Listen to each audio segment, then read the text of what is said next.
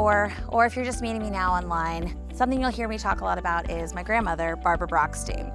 Barbara was kind of a local legend. She was a very prominent real estate agent, worked mainly in Sandy Springs, Brookhaven, and Buckhead, and I grew up seeing her name all over the city on listing signs.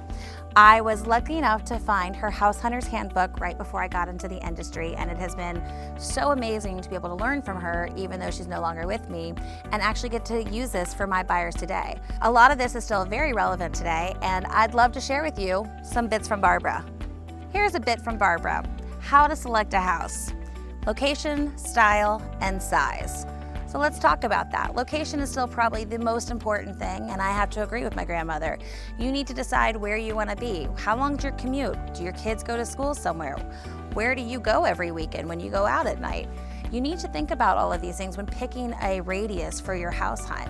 And maybe you don't even know all the areas you could be checking out. Talk to your realtor, find out where the best fit is for you. Let's talk about style. Do you hate 2 stories? Do you want to only live everything on 1 story for the rest of your life?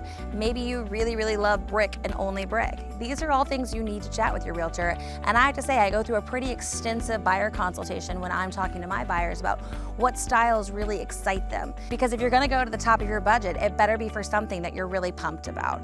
Talking about these things early on and making sure you have those discussions with your realtor only is going to benefit you in the long run. And one of the best things I can say about style is flexibility. Learn to be flexible. Sometimes you think you want only 1 story, but your realtor might show you a 2-story. Well, it might be for a reason. So be a little flexible and see what's out there. My grandmother always puts focus on get what you need, not what you want. And I can't tell you how much I stress this with my buyers today. One of the things I tell people is you can't buy for something you don't have. You don't have kids, it's gonna be 3 to 5 years before you're even thinking about it. Well, then why are we picking a house based on school district? Think about what your needs are right now, because I promise you in 2 to 3 years, they will change. So don't worry about the future, focus on the now and try to find the house that best fits the size and your needs today versus tomorrow.